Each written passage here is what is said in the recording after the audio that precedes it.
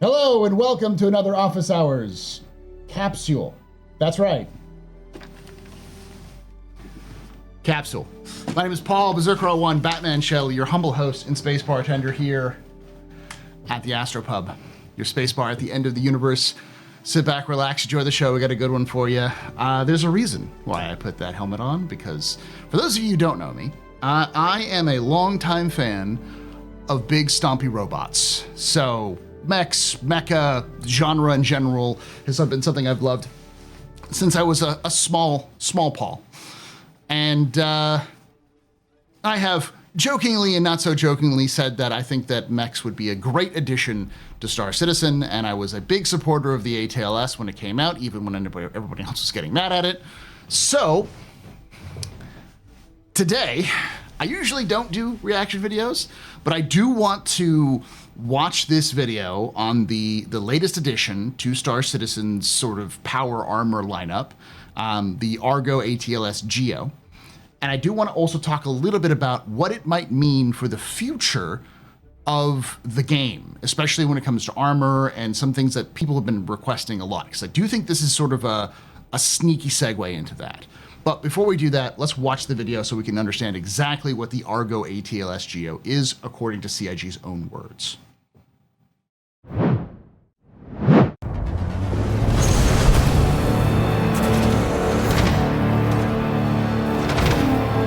The Atlas is a power suit that assists players loading cargo into their ship with a tractor beam. So it's supposed to work as a cargo carrier in your personal hangar to move giant boxes around. Now we are introducing the Atlas GEO, and that is a mining mech.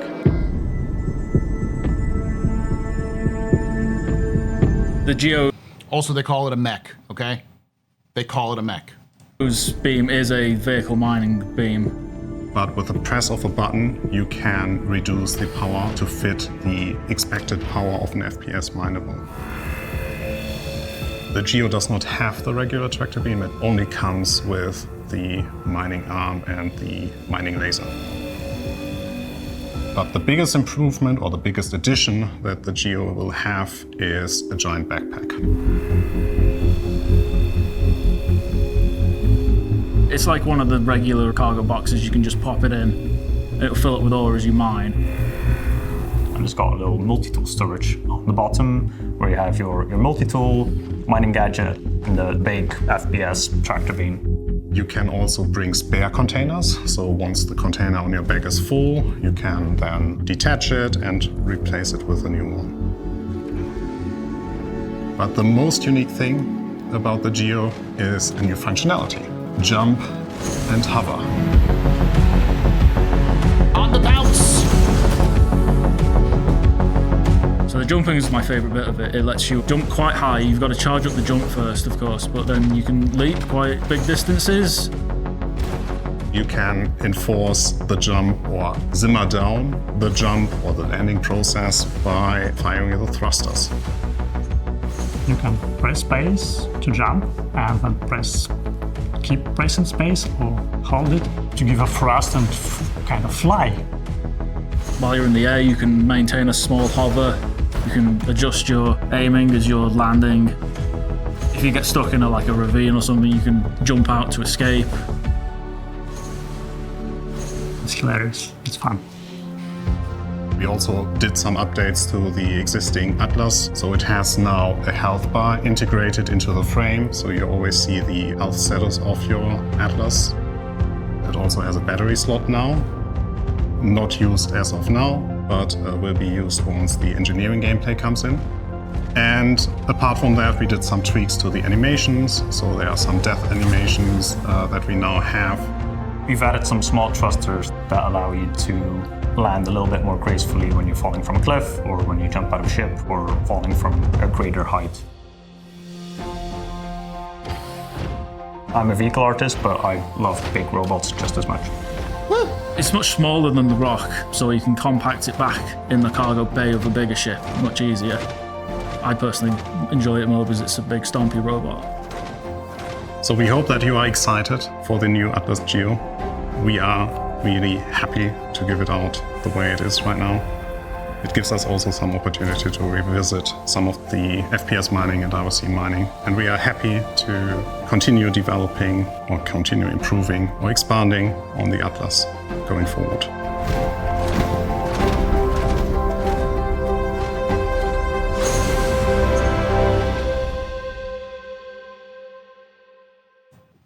All right. All right. So, you may have caught I made a Starship Troopers reference because yes, as someone else pointed out, it's a clan elemental is what we're looking at, but it's industrial. And somebody else actually pointed out earlier that in almost all mecha fiction, mechs start off as industrial applications and then move into being combat applications. So the obvious answer is if CIG is already updating the ATLS with new variants, we're probably going to get the combat variant sooner rather than later. We know that the combat variant of the ATLS, which isn't made by Argo, it's made by Virgil Ltd. Virgil Limited, the company that makes a lot of the armor, like the advocacy armor. And the fun fact, so far they call it the Zeus system. And these suits are all colloquially in the universe called Titan suits. We don't know why, but that's just what they call them.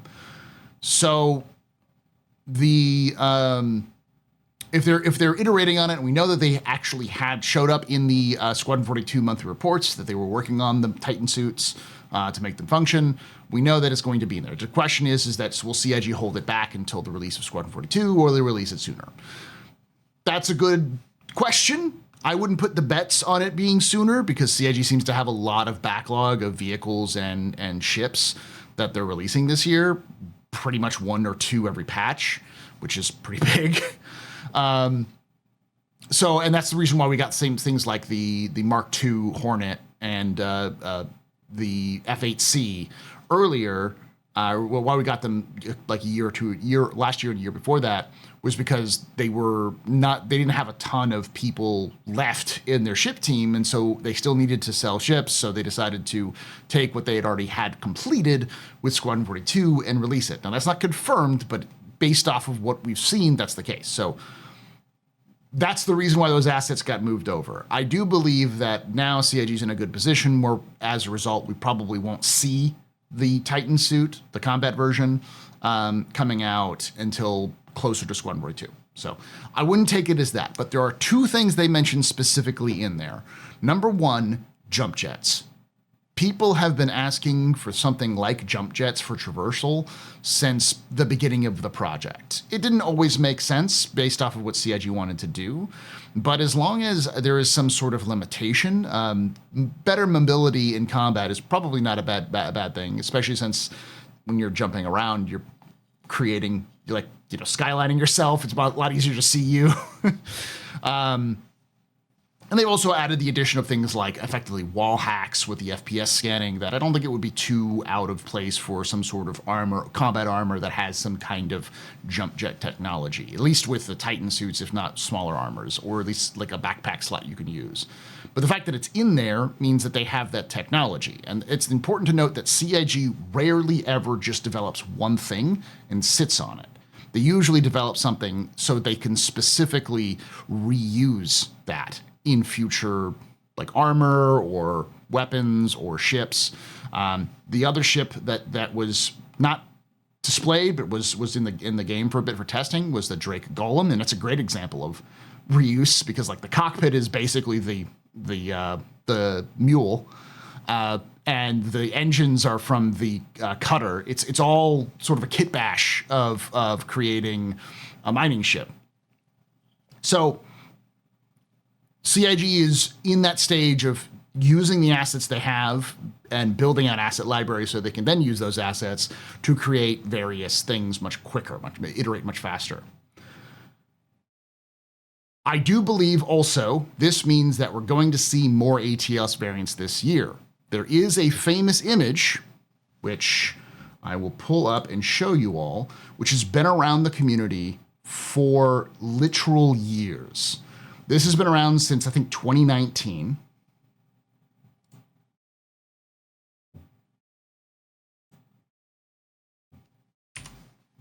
This. What does this look like? You see the little arm? And what is it doing? It's salvager. This was originally supposed to be what people thought was the cutter. This is at least what X thought. And if you look at this arm, it looks almost exactly like the little mounted arm of the Atlas, of the ATLS. My belief is that this was a concept art image of the original ATLS back when they were trying to figure out what they wanted to do with it. Because obviously they were always going to develop the Titan suit. It's one of the big parts of the game that they had talked about many times. They used references to like the Mech suits in Planetfall.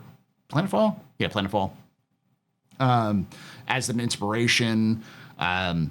So they were always going to have those suits, and as CIG likes to reuse assets if they can, then they clearly were going to do some industrial applications or different versions of them as well. So this, I believe, was an initial early version of the ATLS in terms of concept. And I do believe we're going to see this specific suit in the game. Maybe it doesn't look exactly like this, but a hard vacuum EVA-rated salvage ship, ATLS, Mech. Now, why would this be important? Because I have heard some people say that they're kind of upset that the ATLS didn't get jump jets, but the GEO did. And the reason why is gameplay purposes. The ATLS, well, in general, Argo is all about, in the lore, because I'm going to use the lore for some of this justification. Argo is all about infrastructure. Bringing infrastructure to places that do not have infrastructure, like mobile repair, or like what they have is with their towing vessels. They have their raft, which also acts as its own crane to unload all of its like big containers. They've got the MPUV, which supplements stations and other things with it's a kind of like a flying version of a tractor beam. So they've got a lot of different focuses, mostly on bringing infrastructure to places that don't have it. The ATLS is very good for ships that don't have tractor beams. So in video game terminology, what that means is that the ATLS is designed, the base version is designed to work as a ship tractor beam in places that don't have tractor beams to assist loading and unloading. It's perfect for things like the C2. Why would it only have something like arrestor jets rather than jump jets? And the argument is it might need to be effectively paradropped to a location. A ship may not be able to land at a location, so in gameplay you would walk this off the edge of a larger ship to drop it down to a location where it could then start setting up and moving boxes for smaller ships to come in and pick up boxes and extract out. It doesn't need to be jumping around to do things to be able to load and unload boxes. But the GEO is specifically designed for exploration, mining, going out into areas to mine in a sort of compact package compared to the rock. And so it does need to be able to jump because it's going to get itself into places that it can't get out of easily, or it's going to have to go to places which are more rugged, which is harder for it to maneuver. So the jump jets are effectively testing the technology of jump jets, which they might use in other places, but it makes sense for the GEO where it doesn't always make sense for the ATLS because it doesn't need to do that. It would be cool if it did, but I understand why they didn't do it. And I say hence like what I talked about with there's going to be a third version, I think, which will be EVA rated specifically so, and it will be designed to go around an EVA, hard vacuum, but still have all of the advantages of being an armor with, salvage scraper. So the sort of variant idea is that each variant is designed for a specific purpose using the same chassis. The other thing I want to point out is that they are giving the basic ATLS, these sorts of arrestor jets. One of the things that people have been asking for a long time is some way to eject from your ship while not actually dying on impact in places that have anti-gravity. So people have been asking for parachutes. The thing is that in the Star Citizen universe and in gameplay, it doesn't make a lot of sense to develop parachutes because not every place would make sense to have parachutes. So having some sort of sci-fi equivalent to parachutes, people have mentioned grav chutes or jump jets. I call it burn jets. I'm going to probably have to edit that because YouTube doesn't like that word. But it'll need some sort of way of slowing its descent. And so I believe the versions that they're adding to the ATLS base is likely the test variants for a future technology added to, say, like a backpack slot for pilots to be able to eject and then land safely. Something that'll slow you down, but it won't let you kind of bounce around like a bunny. So there's a lot of stuff that we can pull from this alone. There is at least, we're getting more ATLSs. The combat mech is probably coming along the way. And all of these technologies are likely going to be integrated into other things we haven't seen yet, which may be other Titan suits, maybe armor variants, and almost certainly will be sort of the survival packs that we'll get for ejecting and surviving from an ejection in atmosphere. It's a little bit long, but my brain went all over those places for this, and I was like, hey, I love Stompy robots. I want to see more Stompy robots in the game, and this is a great sort of way of saying Stompy robots are now becoming a test platform for CIG to add new tech to the game, which is neat. As always, I want to hear your thoughts down below. Am I crazy? Am I coping? Am I hitting the hopium too hard? Have you tried any of these out? I have heard that the current arrestor jets on the ATLS don't work, but PTU kind of thing. So the fact that they're adding them to them is interesting. Let me know that in the comments below. Join us live at twitch.tv/TheAstroPub, youtube.com/TheAstroPub live on Thursdays at 8 p.m. Eastern, 5 p.m. Pacific to join this wonderful chat who will lie to you and say this is live.